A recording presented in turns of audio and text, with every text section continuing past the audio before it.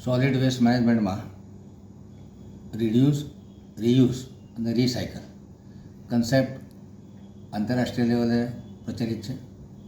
સ્વચ્છ ભારત મિશન અંતર્ગત વડોદરા કોર્પોરેશન દ્વારા RRR વાન કે જેમાં ખાસ કરીને આ વાન ઘરે ઘરે જઈ અને જૂના કપડાં, જૂના રમકડાં, જૂના પુસ્તકો, સ્ટેશનરી આ બધી વસ્તુઓ ઉઘરાવી અને વડોદરા શહેરના 4 ઝોનમાં 4 ડેપો બનાવવામાં આવશે, જેમાંથી NULM દ્વારા આમાં જે વસ્તુ વપરાય એવી હોય એવી ગરીબ બાળકોને માનો કે રમકડાં છે કે કપડાં છે, નાના મોટા ઓલ્ટરેશન કરી અને આ વસ્તુ કચરામાં જાય છે. એના બદલે જે ગરીબ બાળકો છે એ લોકોને કામ લાગે, જૂના પુસ્તકો હોય, જૂના કપડાં હોય, જૂના રમકડાં હોય, એમાં નાના મોટા રિપેરિંગ કરી અને આ નાના બાળકોને મળે એ પ્રકારનો કન્સેપ્ટ તૈયાર કરવામાં આવ્યો છે.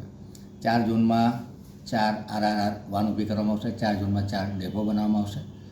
એને સંલગ્ન જે કન્સ્ટ્રક્શન ડિમોલિશન વેસ્ટ છે એના માટે પણ સ્ટોર 4 ઝોનમાં બનાવવામાં આવશે.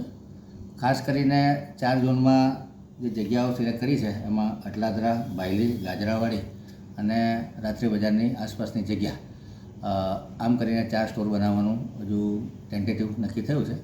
વખત જતાં આ જગ્યા ફાઇનલ થશે અને ત્યાં કન્સ્ટ્રક્શન કરી અને ડેપો પણ બનાવવામાં આવશે. હાલ તો એક જૂની વાન છે એને ઓલ્ટર કરી અને જે ટાટા એસની ગાડી છે એને ડેકોરેટ કરી અને આ વાન ચાલુ કરવામાં, જેથી કરીને લોકોમાં જાગૃતિ ફેલાય.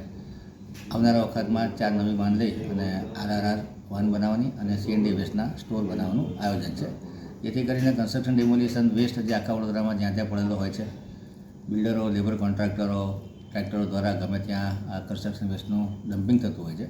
એના બદલે આ 4 ઝોનમાં 4 ડેપો દ્વારા જે CND વેસ્ટ છે એની જે રિસાયકલિંગ કરવાની સાઇટ છે અટલાદરા ખાતે, ત્યાં આગળ બધું મોકલવામાં આવશે, જેથી કરીને આમાંથી જે રીયુઝ થઈ શકે, એમાં પ્યોર બ્લોક બની શકે, મેઇન હોલના ઢાંકણા બની શકે, કમ્પાઉન્ડ વોલ માટેના પોલ બની શકે, જે અલગ અલગ આઇટમો આમાંથી બનાવવામાં આવશે, જેને ઉપયોગ કોર્પોરેશન દ્વારા પણ કરવામાં આવશે અને CND વેસ્ટવાળા બહાર વેચી પણ શકશે.